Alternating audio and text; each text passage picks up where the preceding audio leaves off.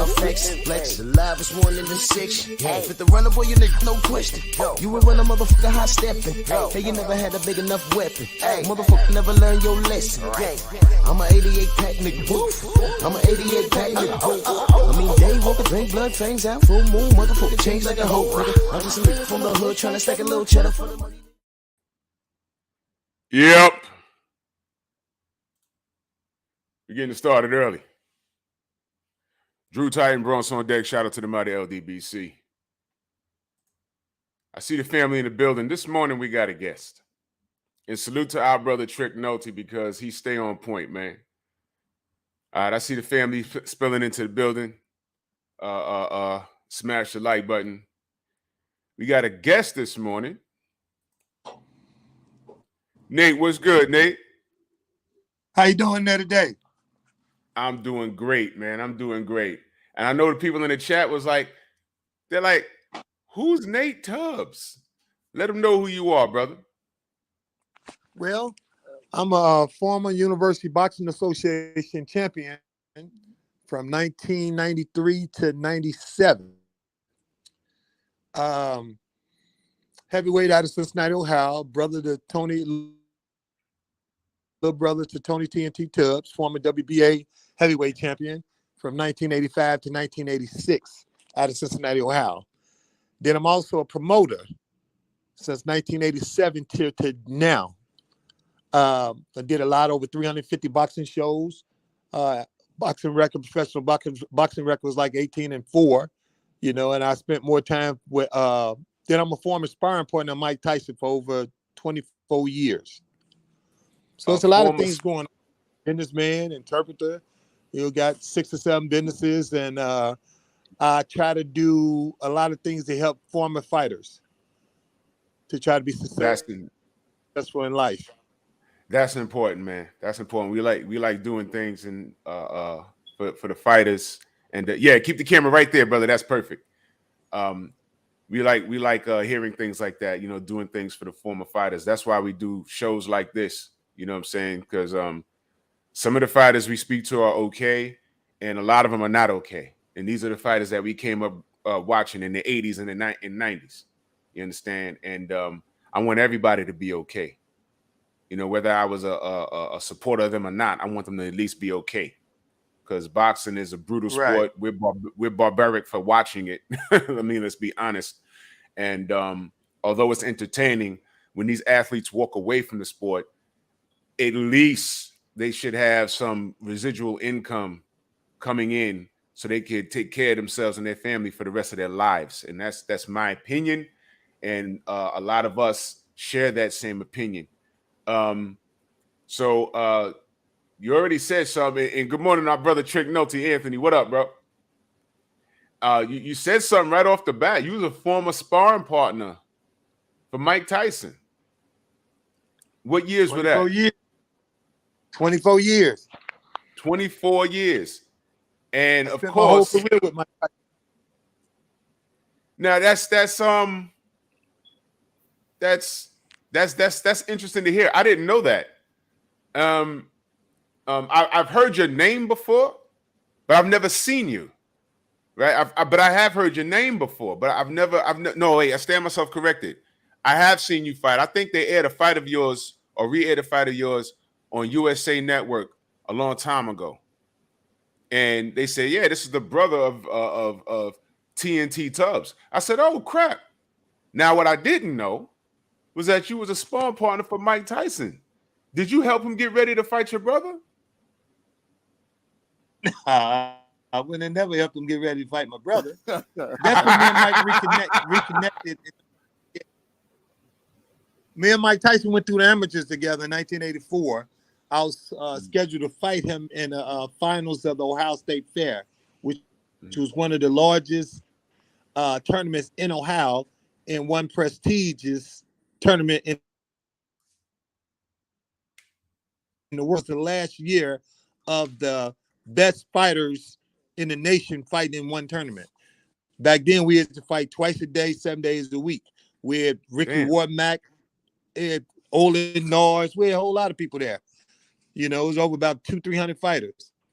And that's when I met Mike. Mike was in one ring knocking guys out. I was in another ring knocking guys out.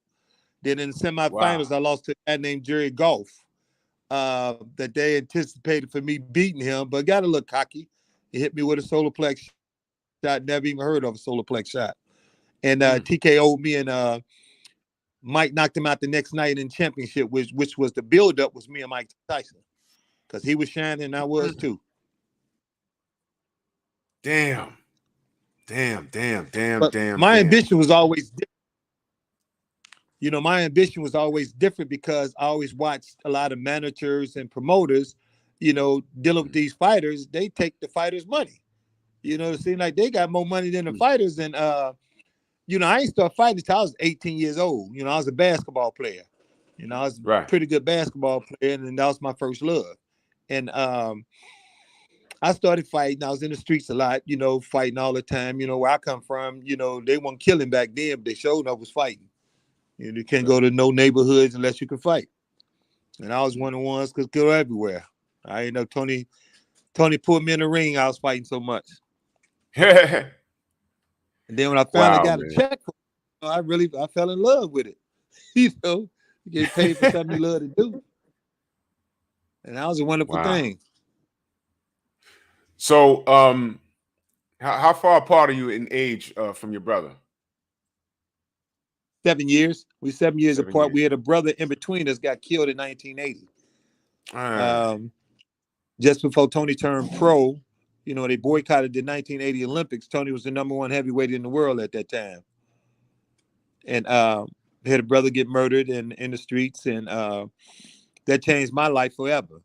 I became a very violent person. I was already in the streets, and I just had a lot of hatred in my heart, short-tempered and everything. But thank God, 43 years later, I'm still here. Amen. And very much accomplished, and that's a wonderful thing. That's right.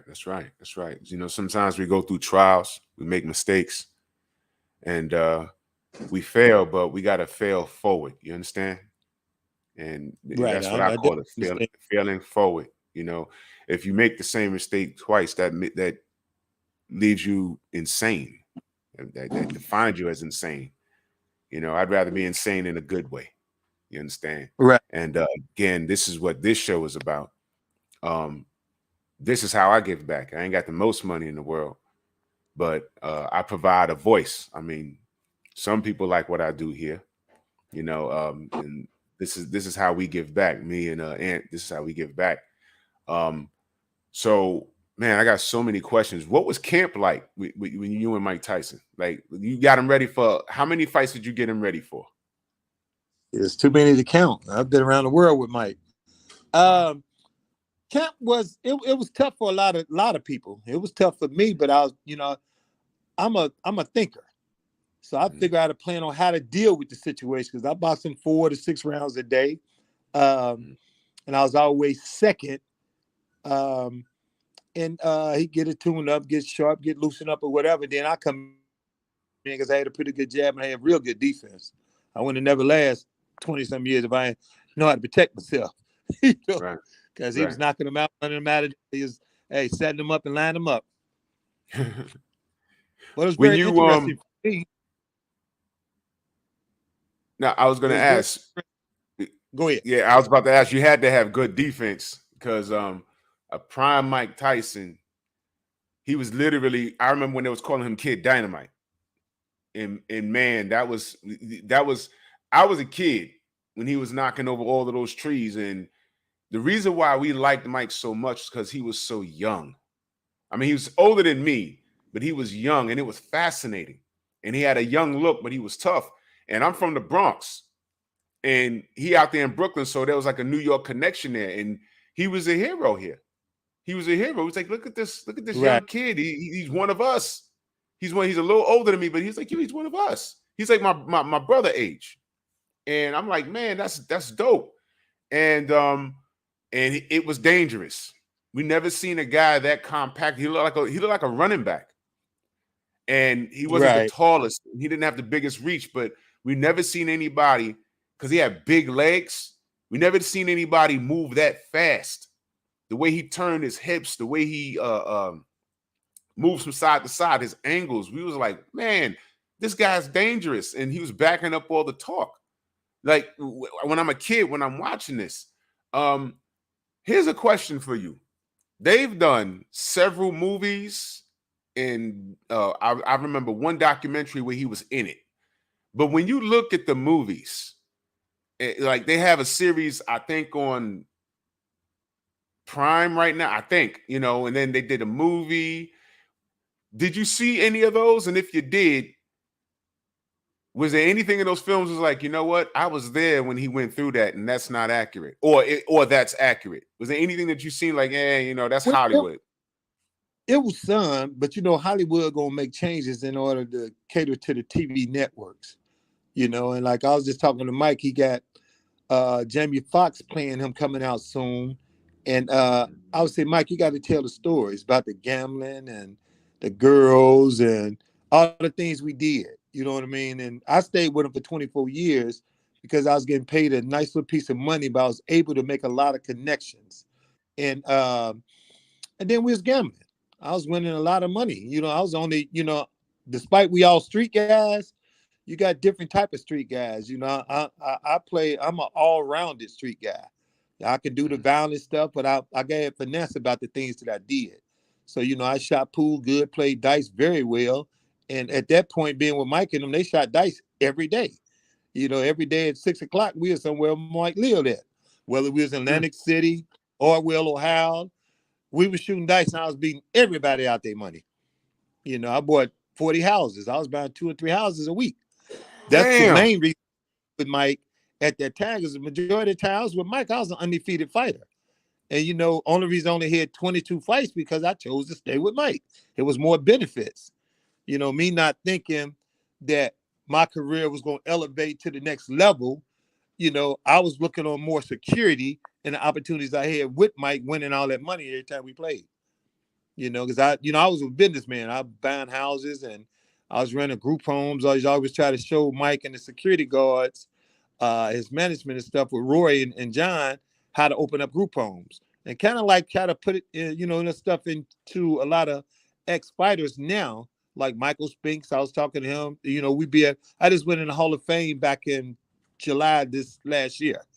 And I was talking to Mike and all them about this, what you ought to do with your money. Prince Charles Williams, he's from Ohio. You know, he's about 3-4 hours away from me, you know, and I was trying to encourage them to open up group home kids. You know, if you ever look up me, I got Nate Taylor's group home amateur boxing program down out here since 2000. And my son got murdered in 2008 in a brutal murder. And I shut everything down because myself, I thought I was going to penitentiary. You know, it was 3-4 shootouts. People got hurt. People got deceased or whatever.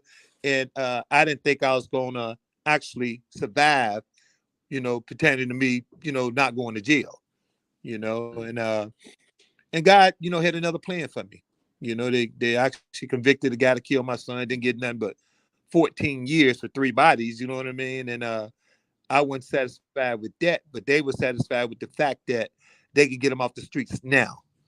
You know, and it's kept a lot of drama down from that point on. And now it's just a waiting game. You know, we sit up here and let God do his job. Man, I'm first of all, I'm sorry that you know that happened. You know, I can't imagine what that's like.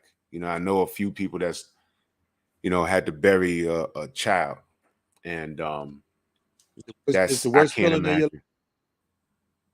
My life ain't been the same since. It's been almost 15. This year in September, it'll be 15 years. Yeah. But the fact that you're here and you didn't collapse, you didn't succumb to those thoughts, that because I what I can imagine is what you wanted to do. You didn't want to wait for the law to do its job. You literally, like a movie, you wanted to take the Which law is into true. your own hands, you know, and I'm glad you didn't do it, because we wouldn't be talking right now and spreading your good news. You know, sometimes God does things and we don't understand it and we don't like it. But it's never, ever, ever on our time, man. It's never on our time. And trust me, I have a friend that had to bury a son, and you couldn't tell me he wasn't about to get locked up, because what he was prepared to do, I said, bro, listen, I can't be a part of that. But it worked out a week later for him, as it turns out. You know, that's something I'll share on another channel. But I appreciate that. You know, I appreciate you sharing that. But failing forward, man, I mean, I didn't know that you were that instrumental as far as group homes. I love hearing stories like that about how you gave back. What you did was you maximized your relationship with Mike Tyson, because when the dust settled for Mike, and salute to my brother Theo Coop, man. He says, I don't know ish about boxing, just supporting the show. Shout out from Detroit. Hit the like button. Salute to you, Theo, man. Everyone go subscribe to Theo, man. He's doing big things on his channel, man. Salute to you, brother. And I see the family in there, man. If I don't say your name, just know that I love you. We heard a lot of things about Mike's entourage. I wouldn't consider you a part of the entourage, because the entourage means those are just dudes that were just hanging around Mike because he was Mike. You were actually helping Mike prep for fights. So I don't consider you entourage. First of all, I consider you you could say you was a friend of Mike's, and you was there for a purpose. You wasn't just mooching off of him. You was there for a purpose. Right. You understand? So you know, getting back to the original question, when you've seen some of those movies. Yes, Were there any? I done seen the Say majority. Uh-huh. I said I've seen the majority of the movies that have been put out about Mike. And sometimes I sit around and Google it, you know, and like you say, they make changes for the TV public, the public eye. You know, there's a lot of things in there that went on they didn't share. And like I say, I just talked to Mike not too long ago when he was telling me he was playing him. And I know Triller or Hulu came out with a story about Mike's life, and that Mike didn't really appreciate. You know, didn't give him approval or nothing. I know, you know, the details behind the closed door, because I'm a promoter for over 30 years. So I know you can say one thing, it could be something else. It's two sides to a story. You know, you might agree to something, then change your mind. You do have that option, you know. And but I'm a personal friend of Mike's. You know, we got over 35 years of friendship. I used to go see him when he was locked up in the penitentiary. I used to go see him every 10 days. And one thing Mike and his family, which is, you know, his mother-in-law, called Mom. You know, Mrs. Ali, I call her Mom. I talked to his daddy-in-law yesterday, you know, and I always share things with them, because I'm just a natural businessman. I'm always trying to elevate to the next level in one way or the other. And they enjoy that conversation. Then I carry my own load.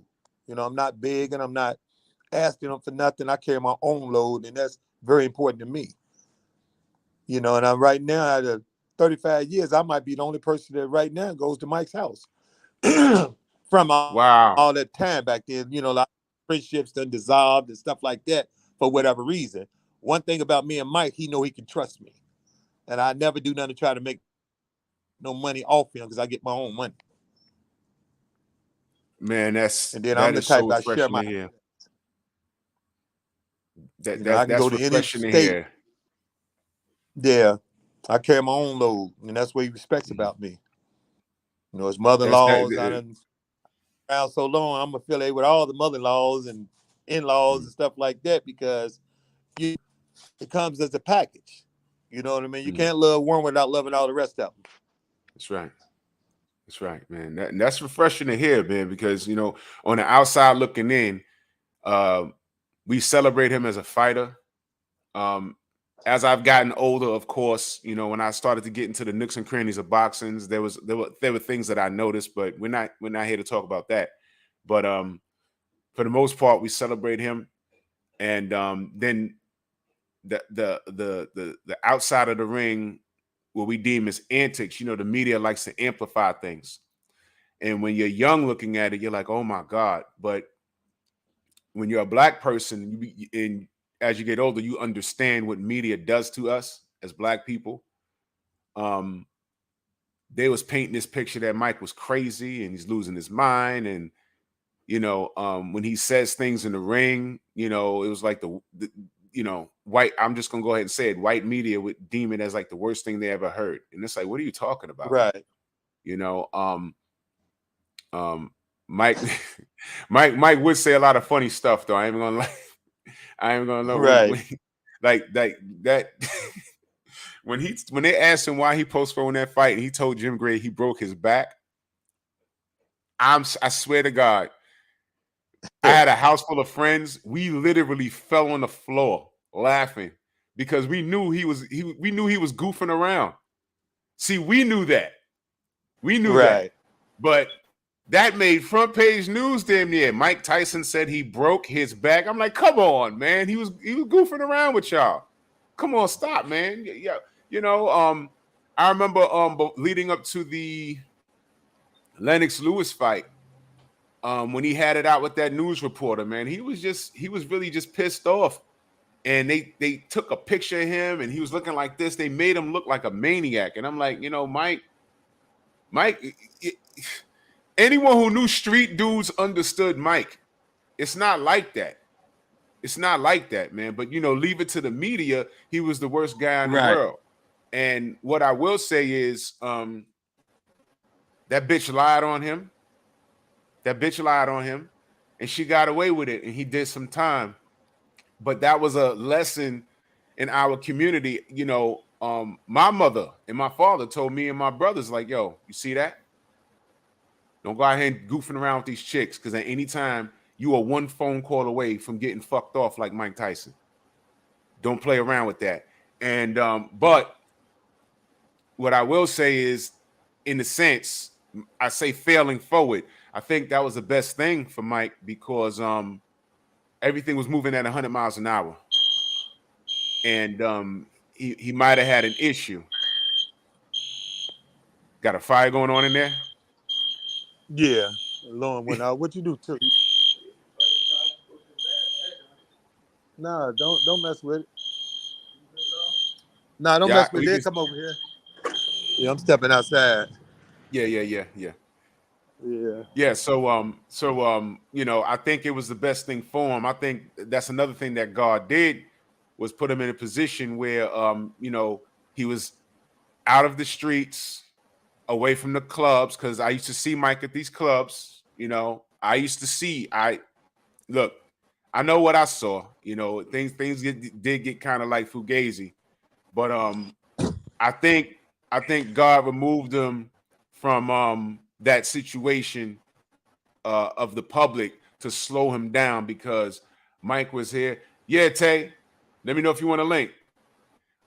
So he removed him from that situation because I honestly believe that somebody else was going to do him harm. Nate, I used to be like put it like this. The night he got into that fist fight with well, call it a fist fight with Mitch Green, I knew someone who knew someone that was there. And this was no social media back then. There was no cell phones or nothing like that.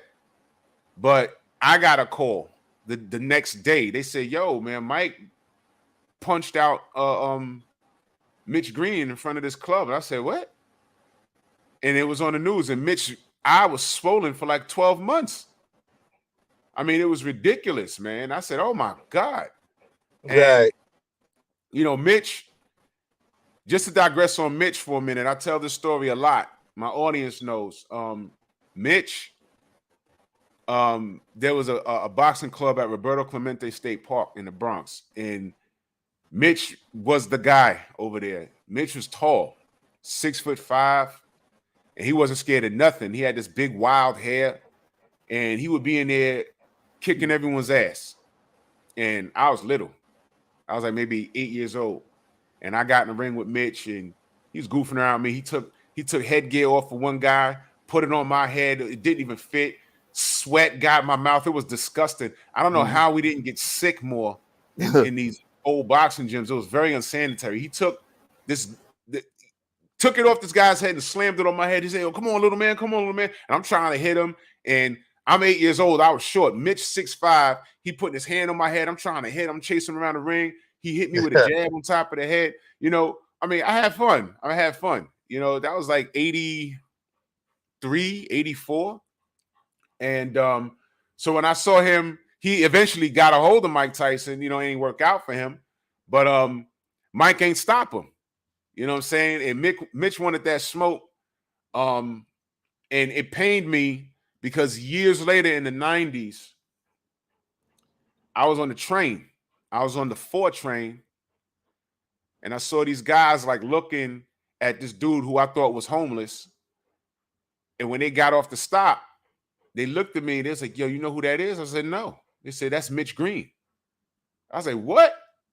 So my stop was coming up and I walked up to him and I kind of like tapped him on the shoulder. I said, yo, blood. And he looked at me and it was him. I said, what up, Mitch? He said, hey, man, what's going on? I said, all right, man, stay up, champ. Man, I almost cried when I got off that train, man. Right. Because I didn't want to see him like that, man. And immediately when I got off the train, I was like, man, this guy was bigger than life. And what was I going to do? Because he was high. And, you know, what was I going to do? You know, like, yo, man, you don't remember me? I was in the ring with you back in 83, 84. I mean, he was goofed up, man, and that hurt my feelings. But, you know, he's still alive, I guess, somewhere. But he's actually a preacher in New York. He done became a preacher. Where at? I'm not for sure, but me and Mike was just talking about it a couple of months ago, and I said, you know, Miss Green, a preacher now. And he said, in New York? Out of here. He's in New York? Yeah, he's still in New York. He's a preacher. I gotta find him. I gotta find him. I'm dead serious. He's preaching. I gotta find him. I definitely have to find him, man. I gotta find him. I definitely gotta find him. I didn't know that, but I mentioned that because I need to know that you guys are okay, man. Now back to you. You're doing big things. You said you're a promoter now. I've been promoting for years. Talk to us about that. Well, basically, I turned pro in 1987. Came to California, turned pro. Had my first pro fight at the Celebrity Theater in Anaheim. Then I was I was in California whooping all the heavyweights' ass in all the gyms over there. And then I could never get a fight. And then what happened was I sat out there for 2 years on the shelf, just training. And then I came home. I was in the streets. You know what I mean? I was getting a whole lot of money. Mm-hmm. I started my own promotional company. And it was like, man, you can't do that. No, you can't do that. If he can do it, I can do it. And I started I promoted the majority of my career. Then I signed with Cedric Kushner, a 5-fight deal with Cedric Kushner that included the fight with Corey Sanders. I knocked out Corey Sanders in 1994 in South Africa. That was the greatest accomplishment of my career because Nelson Mandela became president. And I was over there for 10 days. And he made a phone call to me because they was killing our African Americans over there left and right. You know, every time we moved, when I got there in Africa, we had security walking through Johannesburg to get to our mobile transportation to get to where we was going to the resort we was going to while I was going to fight Corey Sanders there. And I'm walking past seeing Caucasians killing African Americans. You know, they told us keep moving and all that for our security and whatever.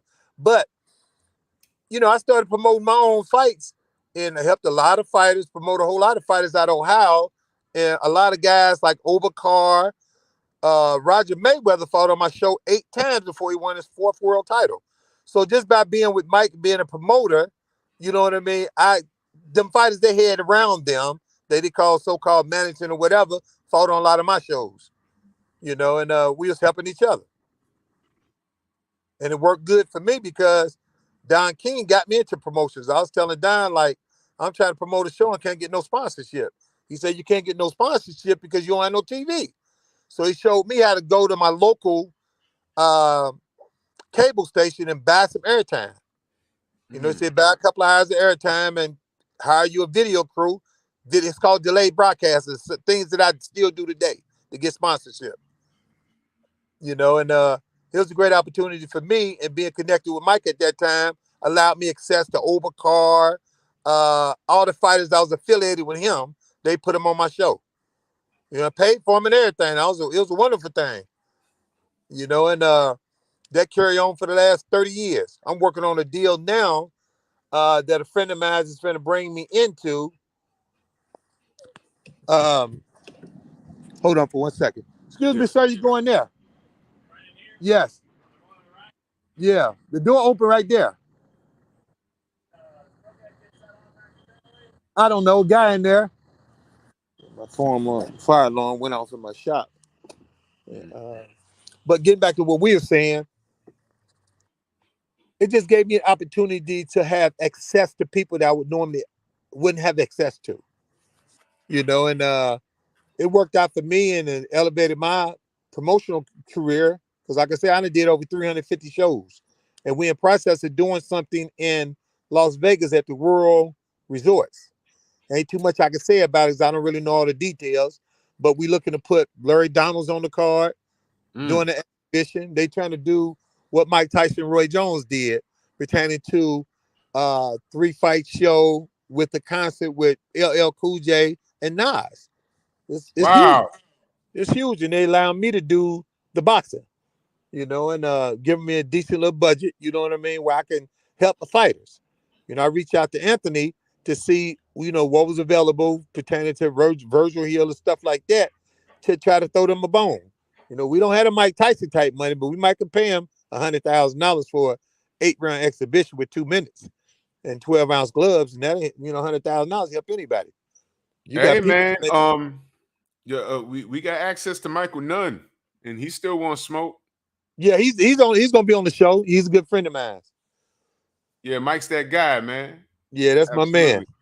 I Yeah, called man. him. He's on board. You know, I'm always trying to throw him, you know, some support because he always support the things that I do. Yeah, Mike's a good dude, man. We had him on the show a couple of times. He's a real good dude, man. I'm glad to hear things like this, man. I'm glad to hear things like this. So you're in Cincinnati, Ohio? Yes, Cincinnati, Ohio. Y'all got some good guys coming out of Cincinnati, man. I got Hey, some good fighters. I'm the founder of the Ohio Boxing Hall of Fame. I'm finna start this year, and I'm putting Don King in, Mike Tyson, Boom Boom Mancini, Prince Charles Williams, uh, Kelly Previck. You know, I'm putting it together now. I just got to get the financial support that I need so I can do it the way I want to do it and be able to do it every year. So I'm getting my hometown city of Cincinnati involved. You know, sometimes, you know, you got to do collaborations with people. I'm trying to get the casino involved and just doing my proposals and submitting to them and doing the meetings. They interested because we got, in Ohio alone, we done had 42 world champions Mm, just in Ohio alone. And out of them 42, we had about 26 superstars. mm. You know, so I just went in Boxing Hall of Fame in Indianapolis as a promoter, you know, being one of the best promoters in Cincinnati, Ohio, and Indiana. You know, I did over 350 shows, and I had anywhere from Mike Tyson down there 2-3 times to Thomas Hearns, Vinny Panzanza, uh, Angel Manfredi, Larry Donalds. I had superstars down there where I bought something to them that they would never be able to rub elbows with. And how I sold it to the casinos, I do a meet and greet the night before. And, you know, they 125 of their high rollers get to rub elbows with Mike Tyson superstars. Vinny Panzanza. I done hit a lot of them down there. Thomas Hitman Hearns. The list goes on and on and on. Well, brother, you are connected, man. You are connected, man. So I mean, what is your outlook on the business today? Are there any differences that you see from before you put on your promoter's hat to now? Are there any differences? Yes, it's a lot of differences now because COVID-19 kind of shut a lot of small promoters down. Because how we survive, we go into the casino and the casino gives us a budget for us to be able to do the shows. Because any type of business you're doing, the most important thing about business is doing business with other people's money. You know, and not taking the forward risk and stuff like that. And dealing with the casinos, they know them to give me what 30 hotel rooms. Out of them 30 hotel rooms, I get 2 or 3 suites, feed 60 people for 3 days, and then give me a check. You know, it's a win-win situation. They say, why you stayed at Rising Star Casino for 15 years? I said, why would I go anywhere else? Then I get the ticket sales. It's a win-win situation. So I'm working on trying to present the Boxing Hall of Fame proposal to a local casino here called the Horseshoe. They into entertainment, you know. So and then the names I'm gonna provide, you know, you looking at the Don Kings, the Mike Tyson. A lot of people don't know Mike Tyson lived in Ohio for 10 years. I didn't know that. When he went to penitentiary, he was living in Orwell, Ohio. I used to go see him every 10 days. Here, one of my friends that worked there was going to Mike's house in Cleveland and Orwell, Ohio on the weekends, watching all his cars and stuff, you know, and it was an opportunity for a guy. I'm a believer in making opportunities. You know, I share all my outlets, and a lot of people around me don't like that because they look at everybody as a target. I don't. I look at everybody to elevate them to the next level. You know, I'm on a location now where I'm opening up a barber and beauty salon and a Champ's nail salon. My accountant was doing accounting for a couple of nail salons, and them Asian ladies was making 800,000 a year. I heard them open up one. What? You know, they make 800,000 a year. You know, that's what they Oh my report. God. Listen, man. Let me say this. See, and this is where the conversation, we're talking dollars and cents, ladies and gentlemen. We're talking business here. You hear what the brother just said? Let me point out a real statistic for you. Did you know Black women spent over $1 billion in beauty products, which means y'all hair and nails were done. Billions of dollars. Billions. But black boys, 3rd grade reading level. Where are our priorities? Listen, y'all heard me say this before. I'm going to say it again right now. Do not tell me what your priorities are. Show me where you spend your money, and I will tell you what they are. There's no reason why we got Jordans and all these watches and these Beamers and Benz, whatever it is we driving, these hair or products. And a lot of us, not all of us, a lot of us are still living in the goddamn projects. A lot of us are, man, I ain't even going to take it there. Y'all already know how I get down. You already know how I get down. I don't play when it comes to my community. I don't play with that. And, you know, not cutting you off, but to say this, right? I was looking at a podcast a couple of weeks ago with Chad Johnson and Tank Davis, the little fighter, after he won the fight. Chad Johnson played for Cincinnati as a wide receiver for about probably over 10 years. And the first 3 years he was here, he lived in the stadium. He said everything was there. He didn't have to spend no money. He don't spend a lot of money. He might have 83% of his full football conversation. For us, you know, he'd have made $50 million in football. He might have 83% of that money. He say all the jewelry and stuff he wore was fake, which he made a lot of sense. You know, that things that I do now. When I was young in the streets, I'm wearing $20,000 mink coats, you know, and stuff like that didn't make no sense to me. You know, now I got like 8 or 9 businesses where I sell minks and stuff now. You know what I mean? I sell mink coats, I sell crocodile shoes. I start providing what the drug dealers wanted, and I walked away from that drug dealing life. But you know, I could say a lot of things. I'm one of the survivors out of Cincinnati, Ohio, to be on a high level in the streets, and was able to walk away with a few $1 million and I bought a whole plaza. I scared them folks so bad, I had to call my guys down to bring my money machine just to count the money for them. They were so scared and nervous. But I opened up a gym. I started a nonprofit organization, and I walked away from that street life. But when you walk away, you got to dissocialize yourself with anybody involved in it, you know? And I got friends with me that been my friends for 50 years. They 20 years older than me. You know what I mean? But we was all on a high level of the game, and I'm the only one out of all of them that never been to penitentiary. And then I try to, you know, this is the sad part. My grandson just got 6 years yesterday. He went to penitentiary yesterday. Hurt me to my heart. because I kept arguing back and forth with him about your do's and your don'ts. I said, I can show you how to open up a business. They didn't understand. I done had barbershop since 2000 when I got a divorce. I had 40 buildings that I done made out of being with Mike Tyson, winning, gambling, shooting dice money, winning hundreds of thousands. You know what I mean? And all the sparring partners that came to my room, I beat them out of all their money. They was taking an ass whooping to lose their money to me. But they watched me do the things, buying a house every week, buying a house this, buying a house that. I've always been a businessman. I got 20 family members. I got 12 sisters and had 8 brothers. You know what I mean? And 3 of my sisters, they all got like 20 buildings apiece. My brother Tony Tubbs, his youngest daughter, just turned 16. She already got two units. That's She what getting I'm talking $4,000 a about. month, just turned 16. That's what I'm talking about. You know, Yes. so we elevate one another. You know what I mean? And then I tell fighters now, you can call me. I don't know if I can turn this phone on my 2 businesses right here and show you where you never can go somewhere and have people give you $150,000, $200,000 to start your own business. You don't have to pay it back. I do that around the world. And then, like I said, I share my outlets. I tell anybody how to do it. My daughter in the process of moving to Houston, I told Anthony, I said, man, I can come down there and I go to development. I can get them to give me $150,000, $200,000. And I do got 2 construction companies. I got Tubbs Real Estate Development. I got TK Real Estate Development. That I've been doing this stuff over 30 years. You know what I mean? That's what Mike Tyson is, Kiki, his daddy-in-law and mother-in-law, all of them admire about me because I'm so business orientated. Like I said, I carry my own load. I got my own check.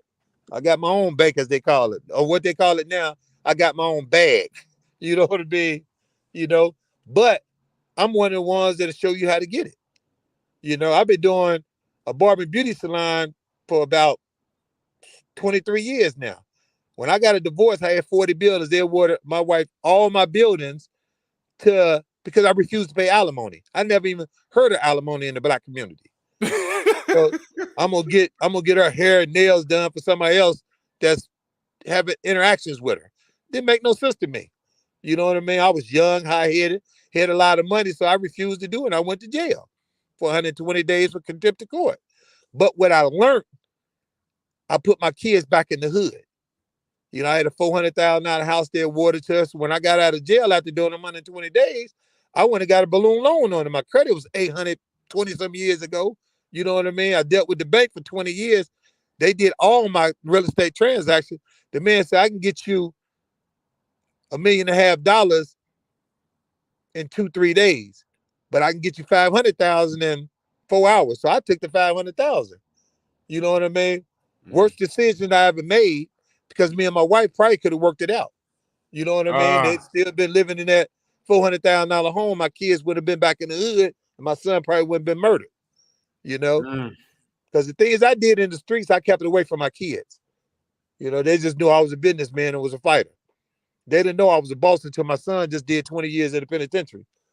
And he heard so many stories about me, and he met all my old hookups. And I'm telling him, like, it was good then, it's different now. And a situation where these kids need to understand, the drug game is the worst profession besides rapping to get involved in. You know what I mean? Because they don't have no loyalty and no honor amongst thieves no more. They're crossing each other out, and then they ain't just robbing these guys, they're killing these guys. I'm in my old neighborhood where I put my businesses at. They killing somebody over here every other day. It's hard when you're trying to give back to the neighborhood, but this new era, I like to say this era is an error. There's no code anymore. These None kids at are all. lawless. They are lawless. And I need you to be careful, because while you're trying to give back, you're doing the Lord's work by giving back. And for some weird reason, there's always somebody that's going to be jealous or just not like you doing what you're doing. While you're not trying to outshine anybody, you're trying to be proactive. You're literally giving back to your community, your people. You're literally doing that. Right. And there's always somebody saying, yo, man, look at this nigga here. I can't stand him for whatever reason. You're not flashy, you're not flaunting, you're just doing what comes naturally to you. And there's always somebody that don't like you for just existing. We deal with it here on social media every day. I got a bunch of haters all over. You can just put my name in the search bar in YouTube and you'll see 1,000 hate videos about me before you get to my actual page. And I promise you, I don't know any of them niggas. And they don't know me. But you know, the good thing about it is free advertising. They're keeping you irrelevant. Thank you. You know, and then with what I'm doing in my neighborhood, I'm in the neighborhood because in Cincinnati, when I was in the streets for 30 years, I ran half the city. And I dealt with it with violence. That's the only thing they understood. And I've been over here 5 years, and they shot my windows out. But then nobody know it was my business. And then, you know, all these Caucasian people panicking and stuff. Well, I say, cross the street where my business is at, it'd be 100 young boys over there every day. You know what I mean? They killing people and all that stuff. When they shot my windows out, I made a public announcement over there because they didn't know who I was, but they knew the name. The name carry a lot of weight around here. And we straightened all that out. I ain't had no more problems in the last 5 years. You know? First thing they say, that's Nate Taylor's place. They knew right across from where they be at, we ran that building. It was the Nino Brown building back then. You know what I mean? But they know my stories. They might not know me personally, but they know my story.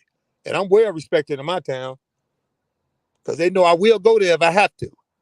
You know, but I try to steer these kids into doing the right thing because, like I say, they don't understand. They think it's all good. It's good while you're getting the money, but when the consequences come, they don't realize it affects everybody around them. And that's the part they miss. When I go speak to the kids at the schools, I don't tell them what not to do. I tell them the consequences of the things that they do. Right. Because once they understand, if you go kill this person, you start to get 20 years, you know what I mean? And then start talking about the things you got to deal with in jail. My grandson went to jail yesterday doing 6 years because he wouldn't listen. He looked like a 10-year-old kid. Oh, you know what I mean? And I can't wait to find out what jail he in because I'm well connected. So I got to get him some protection. He gonna need some help. Damn. He don't box. He don't box nothing. He don't box. He is a fall ass kid. Can't tell him nothing. He know everything. He's smart in hell, but the streets ain't for you. You know what I mean? And you weren't getting enough money to be in the streets. When I was in the streets, I was getting real money. You know what I mean? And then the consequences was like it was now. He got 7 charges. Each charge was 3 to 11. Cost me $25,000 to get him 6 years, 2 years mandatory. Why is he in the streets? He don't need to, bro. Didn't need it. I give my grandkids anything. I got 7 grandkids and 3 boys. Let me stop you right there because this is a public service announcement and I hope everyone's listening. All right. I had friends. I didn't grow up in a bad neighborhood. All right. I didn't grow up in the South Bronx. My parents got us away from that shit. All right. I had friends that chose to play in the streets. We didn't need to. All of my friends, everyone had the talk with their parents or their grandparents, whoever you grew up with.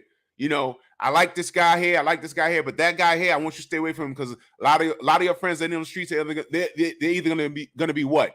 Dead or in jail. Or in jail. Those are the choices. Those are your choices. And that stands true. Okay? I didn't need to play in the streets. When shit got a little real with the dudes that was fascinated with the streets, I would tell them, all right, y'all go ahead. I'll be here.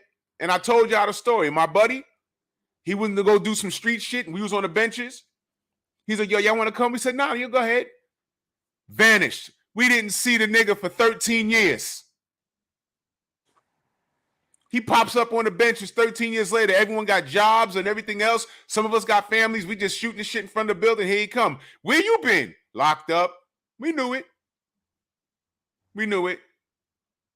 You're there when you don't need to be. This man just said he gave his grandkids everything. His grandkid made a choice. And now he's still here helping. Parenting and grandparenting, it never ends. It's a lifelong position. Lifelong. And the biggest thing about it is that these kids they see things one-sided. They just don't understand. I spent the last 20 years trying to show these kids it ain't nothing wrong with going to get a job. They think going to get a job is a curse to their reputation or something. I done had jobs all my life. Mm-hmm. You know, to give me a job, I'd be at work 2 hours early. I'm scared I might be late, you know? And but then always been in a position, I ain't tolerate no bullshit because I ain't had to be there, you know? And I might have got fired out a couple of jobs, but it don't matter to me because for what you paying me going to one of my daughters. Right. I'm working for me. You know what I mean? Just to make sure they're all right. And one thing these kids need to understand is that life is a choice. You can choose to be successful or you can choose to go the next route and deal with the consequences. You know, my son going to jail yesterday. I'm down there on my son's side, the only one down there. He got hood rat, mama and aunts and all that type of stuff. And I'm telling them, this boy been going to court for a whole year. Y'all ain't never come down. I'm the only one been down here. Now y'all want to make all these decisions. Decisions done been made. He's going to jail for 6 years. He's going to two mandatory. Hopefully get into drug programs and be out in 4. You know, that's what we working on. But now you got to be a man now for real. You know, the system is a lot different. You know, you go to jail. When I was back going to jail, you go to jail, all your friends up there, the whole block up there. Now you going in there, you got to worry about somebody bullying on you, taking your stuff and all that type of stuff. And it's just ridiculous, though. The kids need to understand it's better ways. You know, and I got a nonprofit organization, Nate Tubbs Group Home Amateur Boxing Program, and I do collaboration with all the apprentice programs, heating and cooling, plumbing, electrical work. You know, I seen one of my nephews last week at my other nephew's funeral. He said, Uncle Nate, this is the best decision you ever made for me. I started out giving him stuff, and then I said, he called his first case. You ain't built for this. Go to school. He been doing electrician for the last 25 years, making almost $6 an hour. Wow. Now let me stop right there because see, this is you're kicking some good stuff here, brother. Those trades that you just mentioned, those are things that contribute to the infrastructure all around the country. Those are the things that we need, the plumbers, the electricians, and you've implemented a program that assists these men and women in doing things like that. And these are the things that get the economy going. All right. And take it how you want. Y'all in the chat, take it how you want to take it. But going to get a 6-year degree, a 4-year degree in psychology, that might look good on paper, but that don't really help anything. Plumber, electrician, groundwork, things that you can build. That contributes to society productively. Not no whatever, man. I'm going on to somewhere else, but that is good to hear that you're doing that, man. That right there. Do you have a website for that? It might be one. Like I said, when my son got killed, I shut everything down. I'm just not getting everything back up and running. You know, I'm finna open up 3 more group homes. I'm gonna be retired. I'm gonna lay back. I'm thinking about opening up another boxing gym because these kids need some guidance. You know, and I did collaboration with the Army, the Air Force. 3 of my, actually 6 of my kids before my son got murdered went into the Navy. 2 of them went in the Navy, 2 of them went in the Army, and 2 went in the Air Force. And the 2 that went in the Navy, they Navy SEALs. Been over 14 years now. I am so proud of them. Then I was arguing with their moms. I'm like, they can walk down the street and get killed. They live in a battleground now. People getting killed every day around here. And they doing, I'm talking about, I'm so well respected just on the decisions I made because I used to be them. I understand what they need. I understand it takes a unique person to make a choice. And everybody can't make those choices. That's why we turn around. And then I understand when I go speak to the kids that the parents got so much competition because, you know, half of them here in Cincinnati, these girls' grandmamas at 30 and 35 years old. So they going to the clubs with their mamas and, you know, and their daughters, they going to clubs together, fucking the same guys. Oh, my God. Totally. Nate, I need you to repeat that one more time. And someone get the screen record ready right now. And I need you to repeat that one more time. Just one more time. Go ahead. Go ahead, I keep calling you Tony. I'm sorry. Go ahead, Nate. You got grandmothers at 30 and 35 years old, which they go into the clubs with their daughters, leaving their babies at home. Then they fucking the same guys. It don't make no sense. I'm guilty of it. I done fucked a few families, 4 or 5 of them. You know what I mean? Just because of clout. That's Nate Tubbs. One, I got action. You know what I mean? And then they daughters. They daughters. I done had sex with a couple of families didn't know they were sisters and brothers. Sisters because I was introduced to them in different areas. You know what I mean? Different situations. But everything is a learning experience. You know what I mean? Everything is a learning experience. Time out, Nate. Okay. What?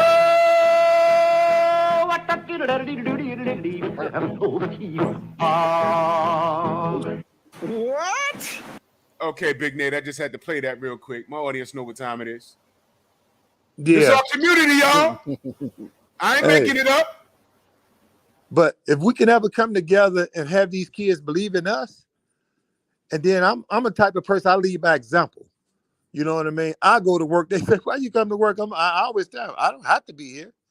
I got my check in my pocket. You know what I mean?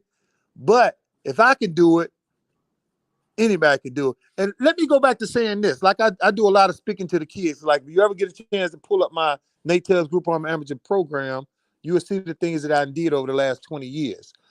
I was talking to some kids about education. These kids dropping out in the 6th or 7th grade now. Education is never important to them anymore. You know, like I said, the things I did in the streets, I come from a family of 20 with a mama and a daddy. We weren't rich, but we was okay. You know, I left my house at 13 years old after my brother got murdered, and I chose to be on my own. All my mama said, as long as you go to school, you can stay in this house with your big sister. I had the 2nd floor, and, I ended up getting kicked out of school in my senior year for fighting. You know, because like I said, I always been a high-headed guy, and I always would fight quick. But I speak on these kids to say this. It takes a unique person to say, I'm not going. I'm not going with y'all today. Because all it takes is one bad decision. Your life is over.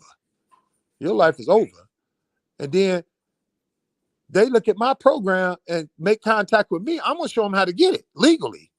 You know what I mean? I never knew. I used to tell Mike Tyson them I love taking them Caucasian folks' money.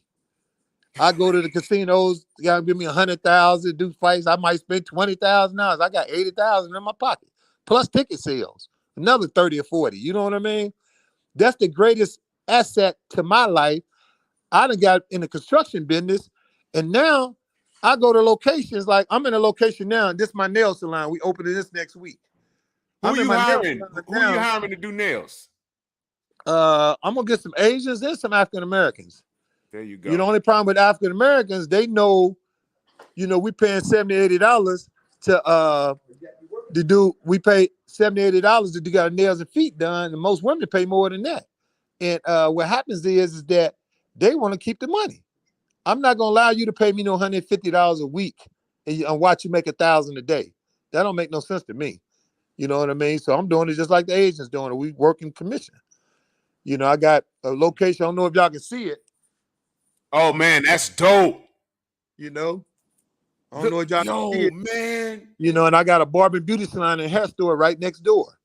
But at one point, 5 years ago, I had everything on the block. This is my old neighborhood. See that building right there?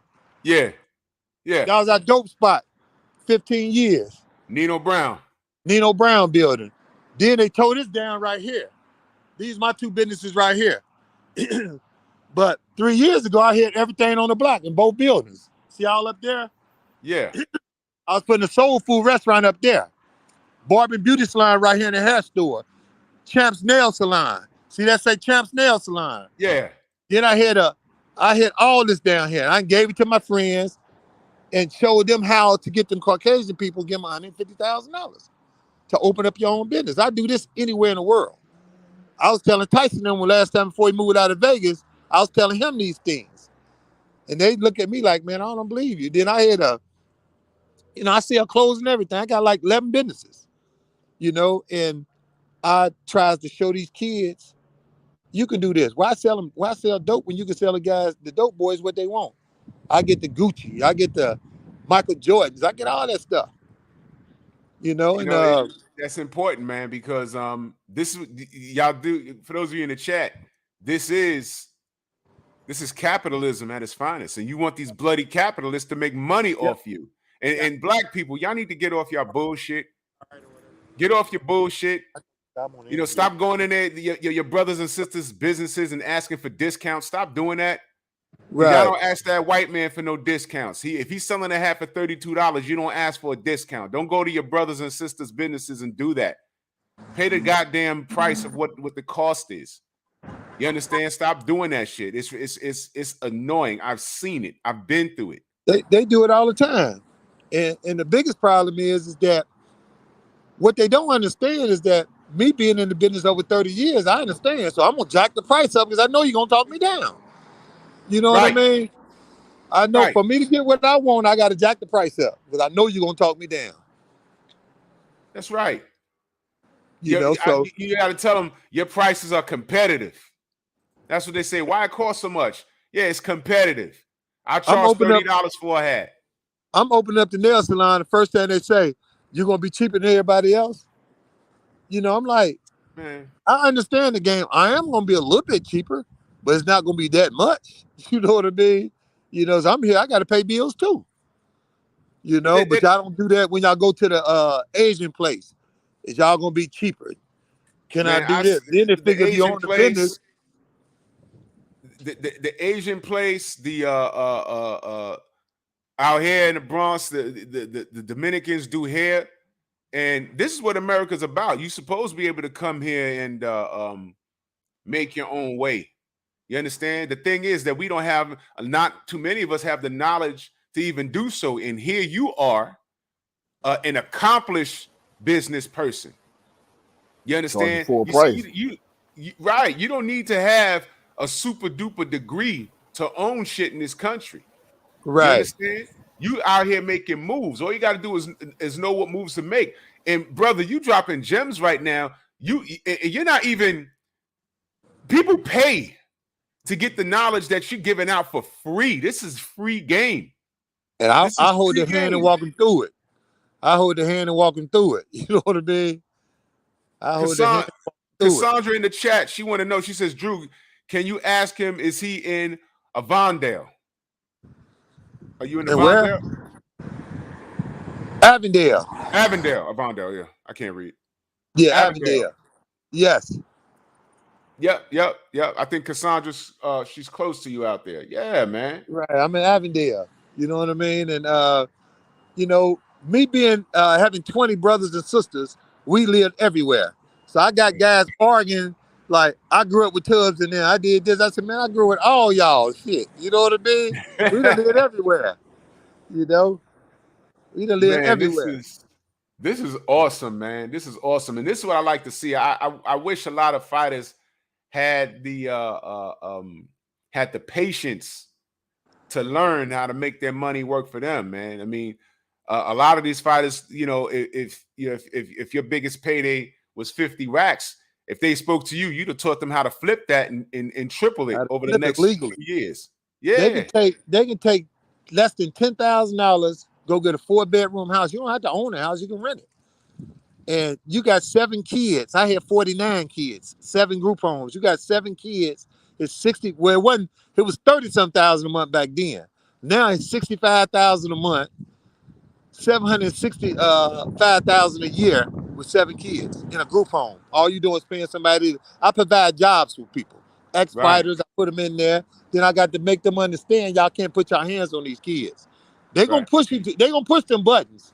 But if you put your hands on these kids, it fucks everything up for me. You know what I mean? You out of a job.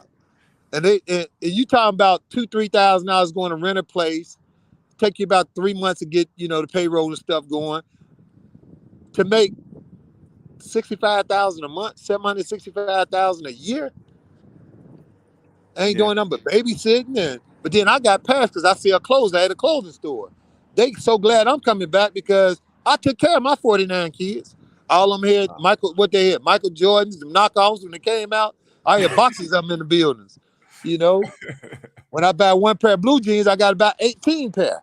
So I dropped the box off. Everybody going to school looking nice. The lady told me last week that she's so glad I'm coming back. And she gave her condolences for me losing my son. And, it was a tragedy. It wasn't no secret. We went to war.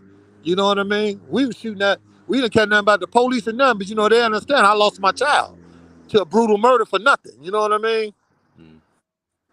And the most important thing, one thing about Nate Tubbs, I share my outlets. I'm working on Prince Charles now, but I'm so spread it thin where I can tell you certain things. I just need for you to go put the work in. You know what I mean? I'm going to connect you with the right people.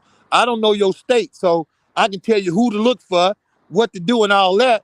And let's start this thing because you're looking at $65,000 a month. People do live pretty good off $5,000 a month. You know what I mean? You look at that $65,000, you providing the lifestyle for a person. That's almost $1 million a year, and all you doing is babysitting kids, just showing you care. Man, you're a gem. Ella in the chat, she wants to know, are you familiar with e-commerce online stores? I'm not familiar with it, but I actually have one. I just don't know how to work it. I'm not that computer literate. You know what I mean?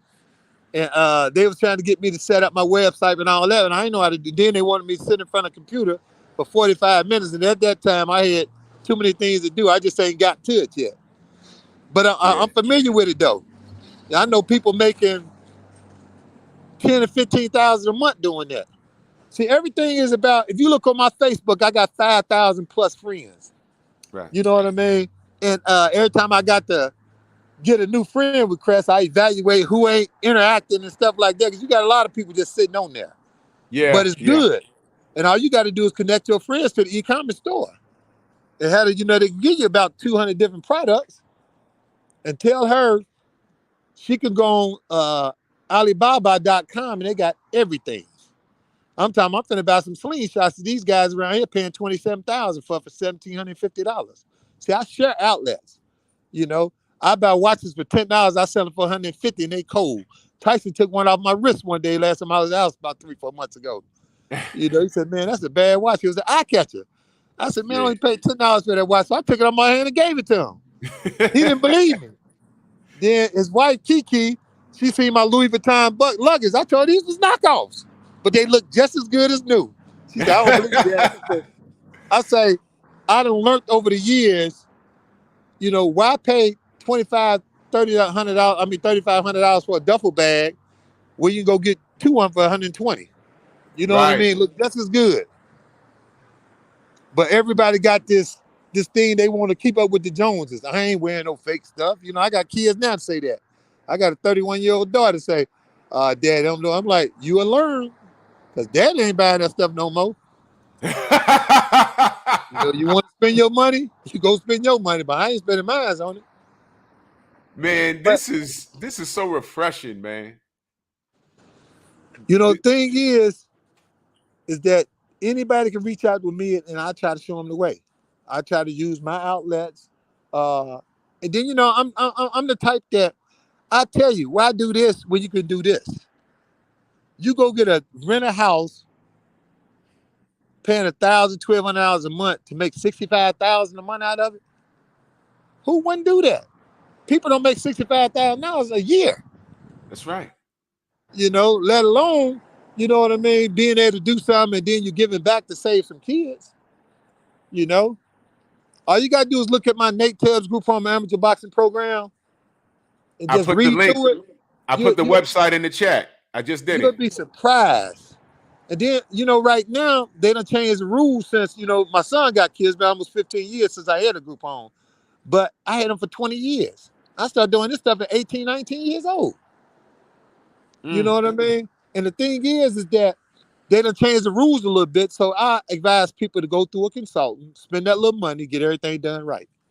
Instead of making mistakes, have to correct them later. Spend the money, they could get it done right the first time because the money is going to come multiple times. Then your nonprofit, you're able to do donations and everything, get donations and everything. Then you go to your local groups around here that giving you I forgot this one place around here that gives you 2-year contracts. You know what I mean? Right. What are some of the tax benefits? Well, now being nonprofit, you can do a for-profit or nonprofit. Nonprofit, you get more benefits. You write off everything. You can go get you a one of those brand new Mercedes-Benz trucks that costs $150,000 and write it off in 1 year. See, once they get them a good accountant, the things that they want, they can get the government to pay for it because of what you're doing. Because of what you're doing. You know? But see, everybody, it's too much greed in the world now. Don't nobody want to share their outlets. You know? I know that's right. I put your link, I put the website in there. There's people saying that they want to contact you. Hey, all they gotta do is Google me. Everything gonna come up on me. Tell you all my businesses and everything. Just put Nate Tubbs in the Google. Yeah, they're gonna. Your house. When y'all contact Nate, just say that you saw him here on my show. Definitely do that, so he'll know it. Right, we got to support one another.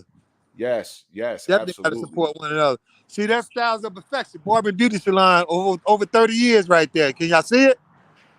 Yes. You know, and these Caucasian people gave me $150,000 to open this place. I don't have to pay back.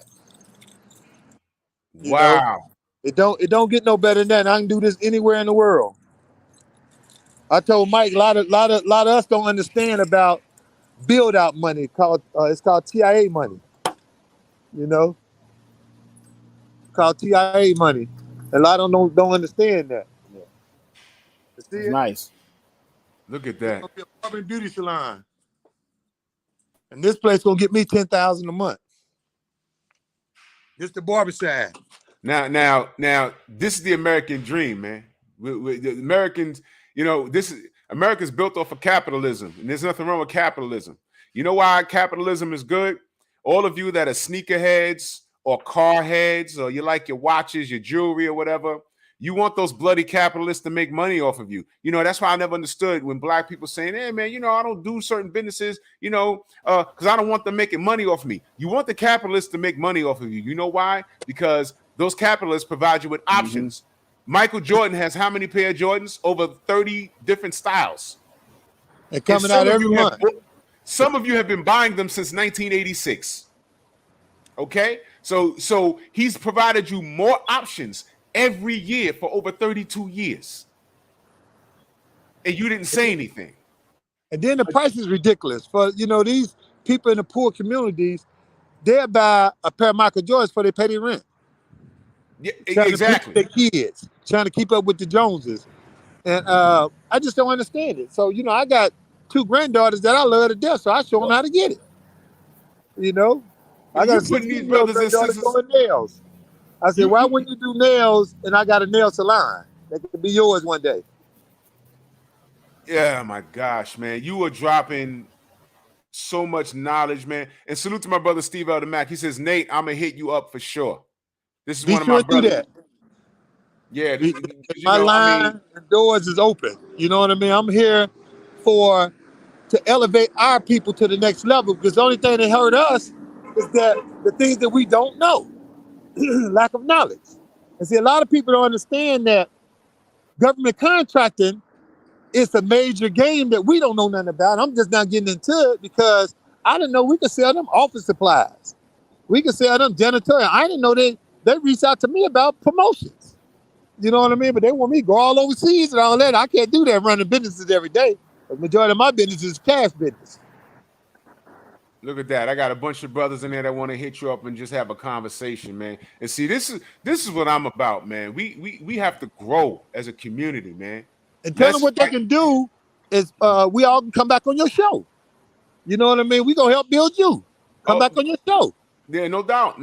I want everybody to go. I'm looking at my brothers in the chat. I want everybody to grow. I'm helping everyone the best way I know how, grow their channels. I'm not charging no money. Nothing. I want everyone to, there's enough out here for everyone to get it. I want everyone to get it. You understand? You know, we there's strength in numbers. There's strength in numbers. You can snap a twig of spaghetti, but it's a lot harder when you have the whole bush in your hand and trying to break it. You understand? And see, the thing is, I help you help somebody else. You know, don't try to be greedy, because, you know, the stuff I do, we do it around the world. You know what I mean? I've been telling Tyson them this for 30-some years. when I had my group homes, I was like, Mike, I'm buying a house because I'm put 7 kids in here, gonna get me $30,000 a month. Now it's 65. You know what I mean? The price done doubled. You know, you get $9,000 a month per kid. All you're doing is providing 7 foot of space, a bed, clothes on their back, and 3 meals a day. And the average person don't eat 3 meals a day. I was trying to work something out with Don King to get the training camp. Man, let me put some kids up there and I'll get us rich. You know, he already got everything set up. You might have the next Mike Tyson amongst those kids. You don't know. Right. And see, my thing, my nonprofit all correspond with my boxing program and everything. Group homes, you know, and I used to take the kids to my gym. I had one of the nicest gyms in the city. And see, I ain't no control freak, but I'm about being a boss. I don't let nobody tell me what I can and can't do. That's why I like doing my own thing. I like doing it by myself. You know, I like to make all the choices. You know, and I can show people how they can go to places like this, if you can see it, places like this, and people give them $150,000, $200,000 because I'm doing a total build out. You know what I mean? I got a 15-year contract over here. You know what I mean? And this spot alone will give me $10,000 to $15,000 a month. This spot might give me $700,000, $800,000 a year. You know what I mean? Wow. We got to learn how to make decisions where they say the only Caucasian people can do. You know, if they can do it, I can do it. You know, This is great. I'm a strong believer. And then I'm finna knock him out the box when I bring this Boxing Hall of Fame here. I'm trying to get it done this year. Well, you know, how we're gonna do whatever we can do to help that, man. Right. And this is, let me tell you, one of our brothers on social media goes by the name of Ohio Runs Boxing. And if he don't already know about you and what you're doing, he'll definitely know now, because we got a voice out here. We got a voice out here, and this is great, man. This is everything you're doing, man. I love it, bro. I love it, man. This is lit. This is straight lit. And then the things I'm telling them pertaining to the group home, kids around the world need help. Mm-hmm. You know, you look at, they say the worst occupation now is being a rapper. They ain't doing nothing but killing each other because they refuse to have a conversation. You know what I mean? They refuse to say, I'm sorry. You know what I mean? Stuff like that. They don't understand none of that. You know? Word up. Oh man, where's Junior? He rep Ohio through and through. And our good brother Junior, the truth, he's a business owner. He has oh my God, the blackgent.com. Y'all make sure y'all go to the Black Gent. I don't wear, he has I wear the deodorant. I buy it in bulk every 2 months or so. Yeah. And his products are official. The website is official. I rep the blackgent.com. He's a businessman. And he's out in Ohio. That's my guy right there. Big Junior. Yo, Ann, I'm sorry. You was just laying in the background, man. Trick, what kind of questions you got, brother? And salute to Wayman in that Cash App. Much love and appreciation. He said, Drew, like always, great show, man. Much love and appreciation, bro. Go ahead, Ant. Can you hear me, Ant? I think he's on a delay. Yeah, he's on a delay.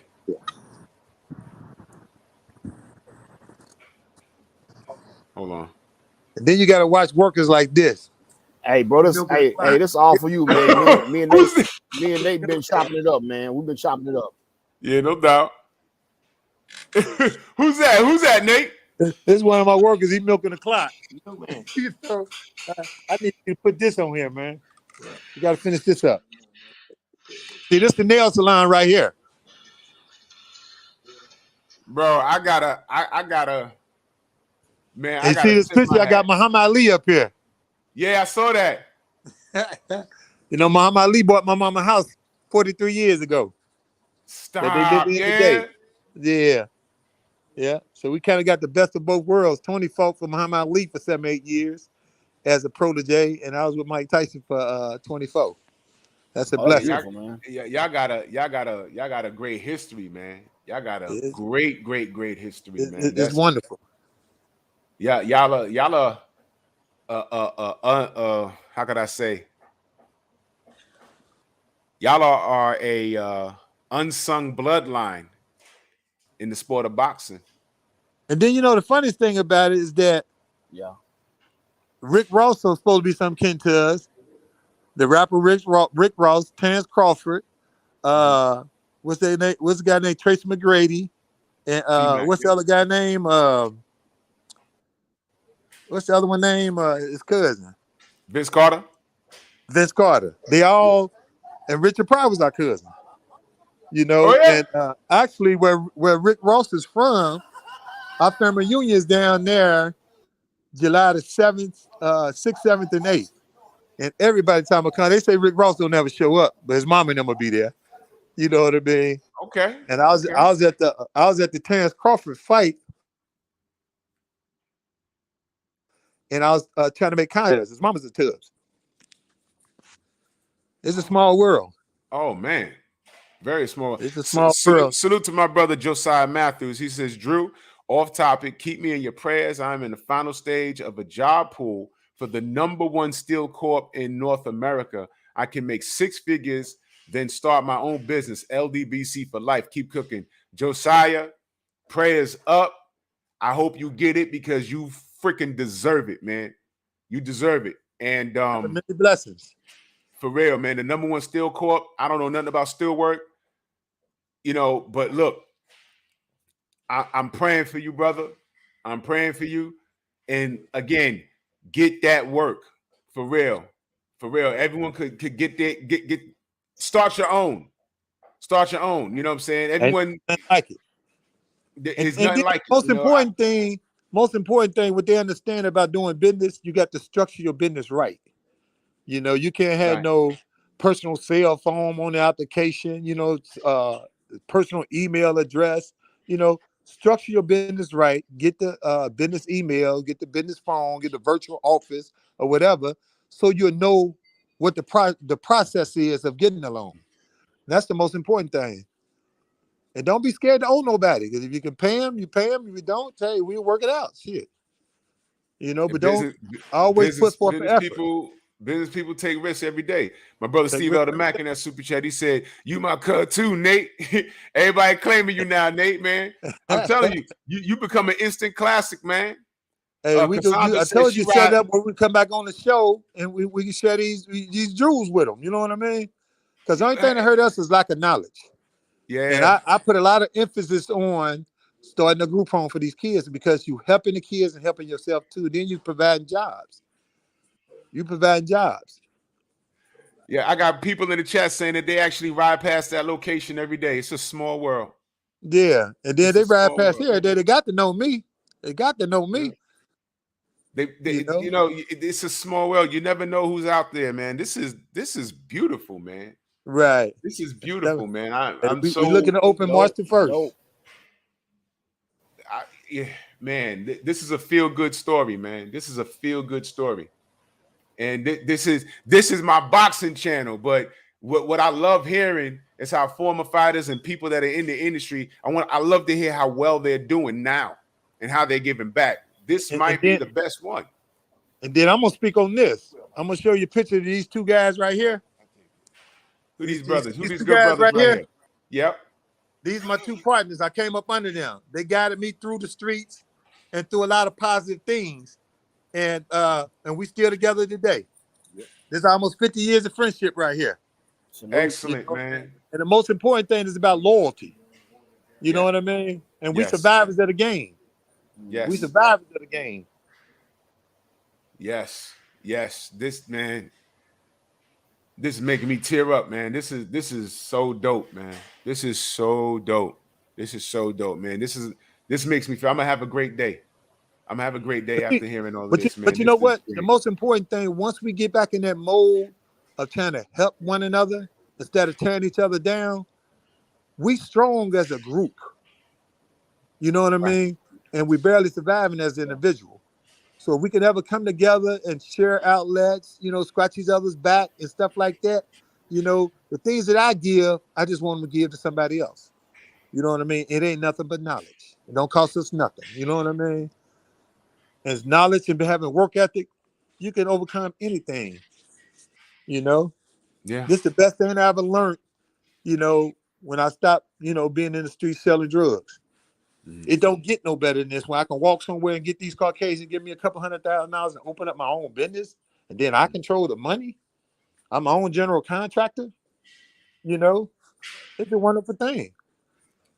And I share with anybody. We can do this anywhere in the world. I showed Tyson that I can Anybody. do it in Vegas. You know what I mean? I said, man, I can go get supposed to give me $150,000 to open up a barbershop down here. These types of moves, it's not exclusive to male or female. We can all get out here and do it. I It's got not girls exclusive. in the city now doing one girl here at a beauty salon. I got her doing, I suggested it and she did it. Open up a school, you know, a hairstyling school in our neighborhood. I'm gonna open up a barber school in another neighborhood I grew up in. You know, I was one of them guys. I went everywhere. I control half the city, so I was everywhere. You know what I mean? When no place wasn't my home. You know, because I had a lot of clout and I ran things. My biggest asset was I always would help people. We all ate together. You know, wasn't no budget. I'm just getting all the money. You ain't getting nothing. You know, all my life, everybody ate. They ate with me. You know, Man, I that's always try to share the wealth. man. This is great, man. This is literally a feel good story, man. And there's a lot of fighters. Wow, because you know we talked to Reggie Johnson more than a little bit. I talked to Freddie Pendleton a lot. I talked to him a lot, and he's he just recovered from a stroke a few months ago, but he's okay now. But you know he's one of those brothers that didn't have any he didn't have the knowledge that you had. He's one of those brothers that could have really benefited from what you're doing. He's one of those brothers that are in a situation that I would like to see him rebound from. So that's what we do here. We try and like create a meeting of the minds and give out ideas and better their positions in life. You know what I mean? And I'm definitely gonna have you back, and so you can talk to the people and motivate them and give them ideas, man. I'm definitely gonna have you back because the game that you're kicking right now, we'll walk them through the process. You know what I mean? Right. You know, I just don't know the rules for every state. I know what's going on in my state. You know what I mean? But everything is about Googling it. You know what I mean? Yeah. Once you know what to look for, you can find anything. And most important thing is that, we work together to elevate one another. And it don't get no better than that. The Jewish community does it all their lives. All the time. And we're the only ones that don't. We're the only ones that don't. There's always jealousy, and stuff Chinese, like that. Yeah. I don't see homeless Jewish people. I don't see homeless Jewish people. I don't see no one laying in the street with a yarmulke on their head. I don't see it. They know they if you want to look up teamwork, they know how to do it. There's no need to hate on them. They put themselves in a position because of their work ethic. And have they had some help? Sure. But we need to. Hey Willie, let's get up off that, man. He's taking up too much damn time. Man. We need to put ourselves in a better position, and we have the numbers and the know-how to do so. And salute to Josiah Matthews back in that super chat. He said, Drew, you get a chance, look up Nucor Steel. They got them all across the country. He says, second, I am tired of fighters ducking like Holyfield. He like Holyfield, he fought the best. Absolutely, bro. Absolutely, Josiah. Yeah. I'm gonna look that up. And salute to Cassandra back in that super chat. She said, Drew, tell him I met Coach Dexter last year. I know they are close. We're very close. That's always me and my brother second. You know what I mean? And when I do the Hall of Fame here in Cincinnati this year, I'm going to put him in. He is well deserved. He done dedicated 40 years with us. Oh, loyalty man. Us, you know what I mean? And the best second in the game. Man. Well organized. Tony, Go ahead, Aaron. Nate, when is the date on the Hall of Fame? What's the date? Yeah, when's the date on the Hall of Fame? I'm trying to put it together now. I just incorporated everything because he was trying to steal it from me. So I went in and protected it. And like I told them, ain't nobody gonna deliver no Mm. Mike Tyson or Don King. They ain't even coming to my city unless I'm involved. And I'm working on a date now. What I'm doing now is checking because we got the Hall of Fame coming up, the one I went into last year, coming up in May the 19th and 20th in Indianapolis. We got David Toole going in, Larry Donalds, Boom Boom Mancini, and a few other people. Last year I went in July the 4th with Don King, Carl King, Felix Trinidad, Tony Otarva. It was beautiful. And I say, damn, Ohio, all the top fighters we done had out this city, we ain't never hit a Hall of Fame. So I'm working with the city. We trying to get it done. They just keep asking me for too much, and I'm sharing too much for me not to have a contract yet. And Yeah. they keep stealing because I used to put down the guns and pick up the gloves. They stole that from me. You know what I mean? The commerce guy was a friend of mine. He called me and say, Nate, did you ever get that copyrighted? I said, no, I never did. I've been doing it 20 years. Next day he got it copyrighted. And then he told me it ain't his fault, it's Man, my fault. loyalty. Wow. We just mentioned loyalty, Ain't, right? ain't none. Ain't none. But My I come God. in an era where loyalty was real important. And two guys I showed you, I've been around them almost 50 years. And they 20 years older than me. And they was all big boys once upon a time. You know what I mean? Well, this is the way y'all gave back. I mean, a lot of people aren't perfect. They, you ran around in the streets, whatever. But you put that down. You've paid your dues, and now you're building up your community. You never left. You're coming back, and you're building up the community. You went from the corridor to the corner store, owning it. You're right about that. And Then I'm willing to I'm just show proud. Yeah, no any doubt. and everybody else that they can do it too. I'm willing to share the outlets that I have, the resources that I have, and the knowledge that I have. I'm willing to put a person in a major position. You getting 60, that's almost $1.5 million a year. And that's like hitting the lottery. Yeah. And hitting the lottery is like 1 in a 900 million chances of winning. Yeah. This is a win-win situation by just making a phone call and having an effort to do what I asked them to do. They can research it. If you got a little money, we can cut through the chase and get a consultant, let them do all the paperwork, and it's done. And they start getting the money. It don't get no better than that. Don't get. I was Wow. trying to have Mike Tyson them do it. They was interested. I'm talking to his mother-in-law about it now, but his wife don't control. She don't deal with people too good. And I almost started him a trucking company. So I got a trucking company myself. I started. And we try to change lives in a lot of different ways because you got some people. Everybody ain't good with paperwork. Everybody ain't good with following directions, but you got some people with work ethic. They just don't want to be a boss. They want to be the employee. We got opportunities for those too, But the most important thing, we want to enhance people's lives, and we can do it. That's how I get my blessings, by helping other people. Well, Nate, this was a feel-good story, man. This is you dropped some gems, and I'm definitely gonna have you back on my other channel. This is more on the my other channel. I deal with real life situations, and Right. we're gonna take this conversation over there the next time you're on.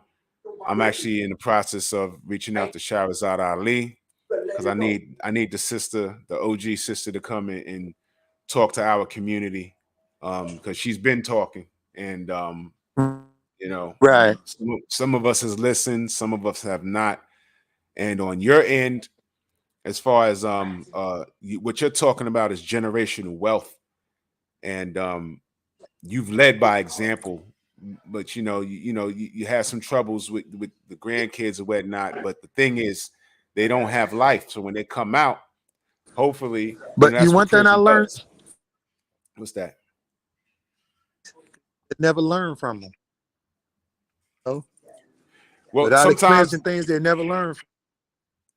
sometimes you got to let prison do its job. It's supposed to reform and rehabilitate.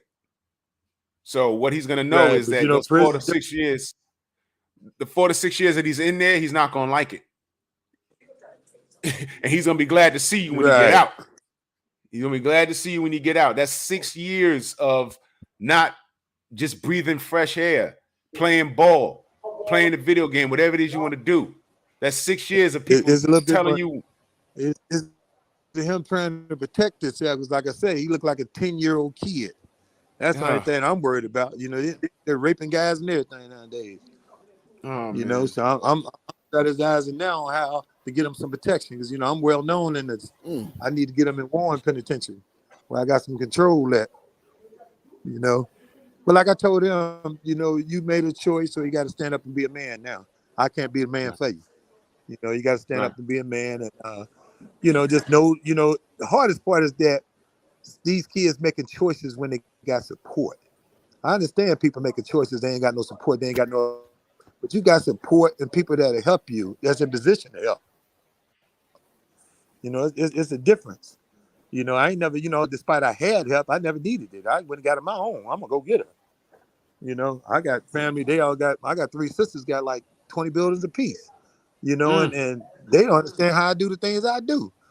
How I can walk in, have these people give me $150,000. They busy with that shit. All you gotta do is listen. I'll show you the way. Yeah, brother, we definitely gonna have you back. You know, and yeah, you know, I want people to elevate. You know, I ain't never been no hater. Everybody around me always got money.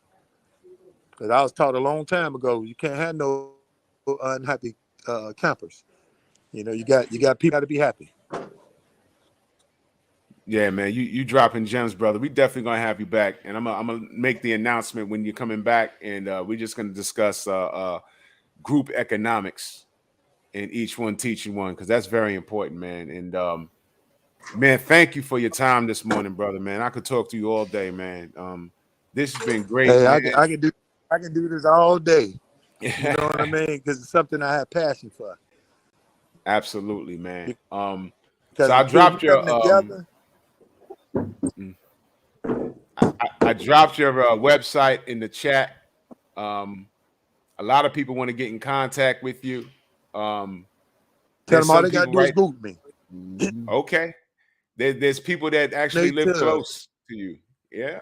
Yep. So, yeah, man, this is great, man. Salute to you, good brother. I got your number. I'm going to lock you in. I'm about to text you when I get off the show so you know it's me. Okay. And I look forward to having you back, man, soon. Look forward to having you back Just soon, let me brother. know. I'm available anytime. You know what I mean? That's the only way we're going to grow. Thank you so much. Okay, Thank you so appreciate much. y'all. Man, no doubt, bro. Trick Nolte in the building, man. You did it again, man. Appreciate it. Hey, Nate, appreciate you coming on, man. Me and you talk all the time, man. So I just sit back and let you cook, man, with my man. So, hey, appreciate you coming on and talking with us, man. Definitely. I appreciate y'all having me. I will be back. Yeah, and I'll keep in touch, man. We'll talk. All right. And I'm going to call you in a little bit. Okay. Y'all take care. All right, brothers. All right, brother. Okay, no problem, man. Appreciate it, man. I'll talk to you in a bit. All right, y'all. Whoo. That's a great morning, man. That's a great morning, man. Man, I love that, man. And Josiah, man, salute to you, brother. I hope you get everything you deserve. You work hard, you get to play hard. Steve Elder Mack, yeah, I'm gonna hit the brother up. I saw my brother Clarence McLean. Yeah, I'm definitely gonna have him back, and so he could drop some more gems. You know what I'm saying? Because a lot of people are, you know, everyone for the most part have a 9 to 5, but you know we're trying to do other things, man. And that's what this is about, man. I love helping people, and that I did not know he was that well connected. I was prepared to talk about what he's done in boxing and his experience with Mike Tyson, and you know, we didn't even talk to Tony or talk about Tony, his brother. For those of you that don't know, that Tony Tubbs is his brother who fought Mike Tyson. That's why I asked him, did you help train Mike to fight your brother? He was like, nah. But this is why these shows are so great, because they're organic. Nothing was scripted. He started talking about other things, and I found it more interesting that he's proactive in his community, and he's a business owner, and he creates businesses, and he owns properties. And the little bit of gems that he dropped You're not learning in school, y'all. I didn't even bother to ask what's his highest education grade completed. For all I know, he's probably a high school dropout. I don't know. But look what he's accumulated. And that's what you call quiet money. 10 racks a month. That's more than what I make, and I work for the damn city. 10 racks a month. He's creating a business that's going to provide at minimum 10 racks a month. You could learn something from this fella. I'm definitely going to have him back, man. I'm definitely going to have him back. And if I didn't say your name in the chat, forgive me, man. I see you, Mike Biggs, my brother, Queen, Healer, JC, Wayman Davis. Salute to you again in that Cash App. Much love and appreciation. Prince, I Be Easy, TC, all of y'all, man. I saw y'all. We have a guest. You know, you got to let him cook, man. Salute to Trick Nolte, man. Y'all make sure y'all hit up his Cash App. What's his Cash App? Where's that?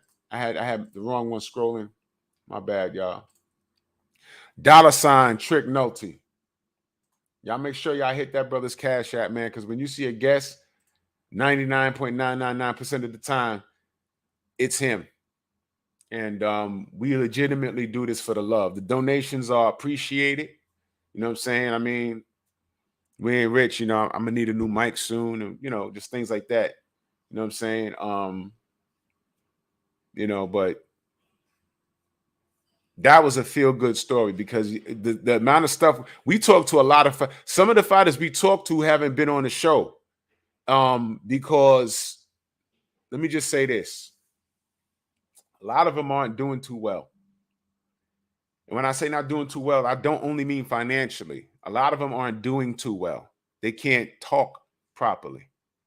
And their hearing isn't all there from getting whacked upside the head. I mean, when Garcia said he went blind after Tank punched him, I believe him. I don't think he was BSing, man. I believe him. I mean, we joke about it. You know, I'm legally blinded, but, you know, I honestly believe that when he got hit upside his head, he went blind for a second. That's nothing to play with, man. You know, you get punched in the back of your head and go blind, right? You know, you get punched in the side of your neck and go deaf, right? That can happen.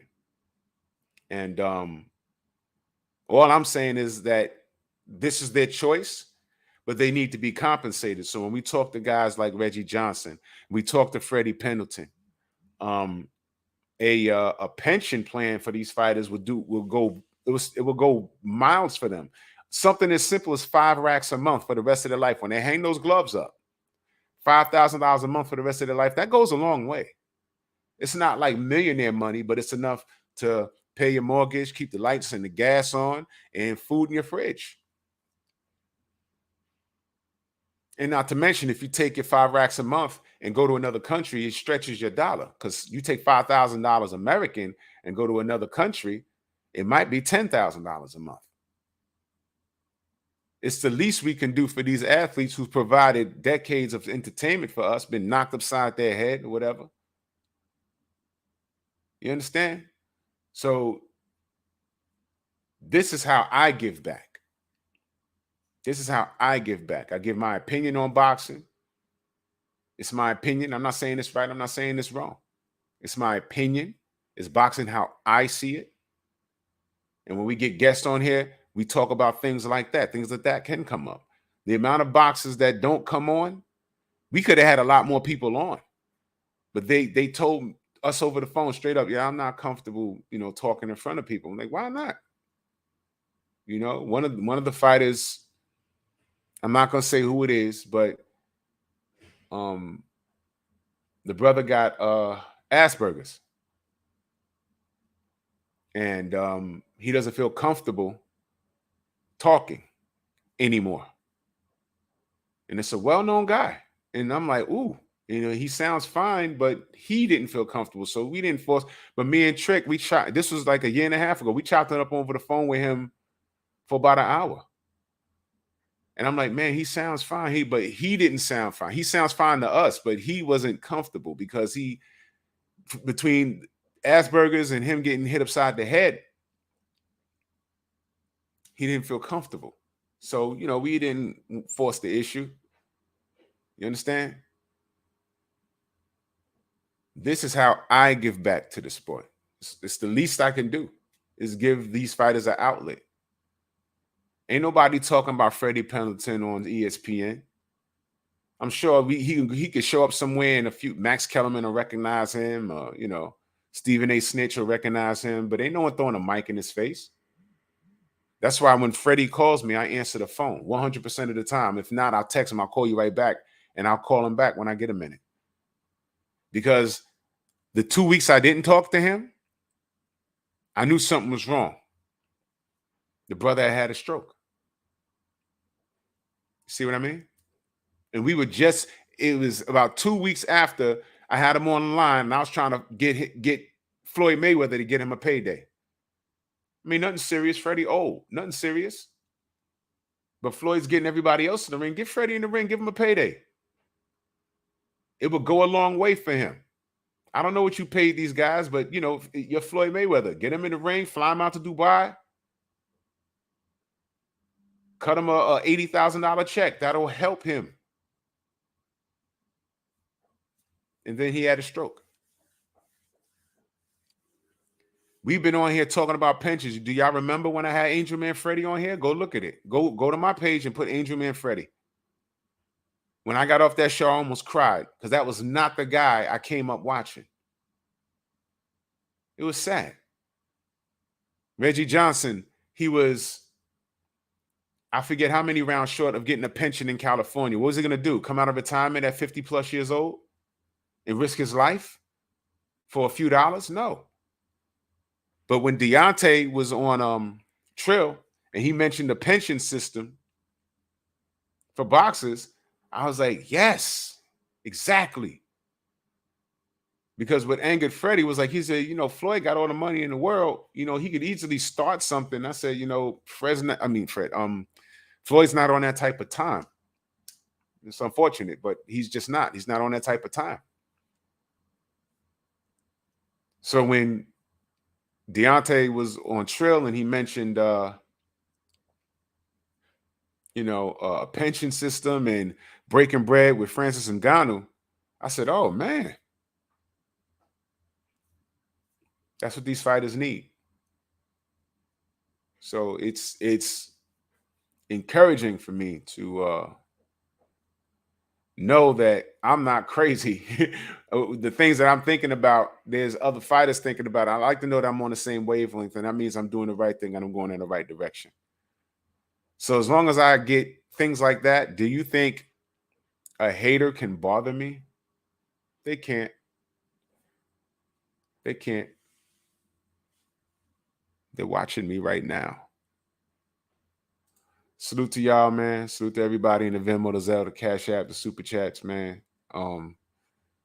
This was a great build, man. I'm not doing pep talk tonight because I'm going to be out doing stuff. So no pep talk tonight. I'll make the show up during the week, though. I might do it on maybe a Monday and a Tuesday. Who knows?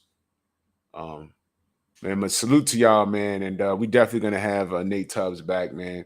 Salute to Trick Nolte. And is the general on? I think the general's on. Let me see. I don't know.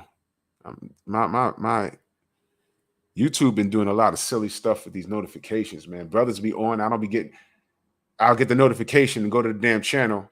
It's over. It's crazy, man. Y'all enjoy y'all weekend, though. Bronx on deck. Move! Why are you gay? Who says I'm gay? You are gay.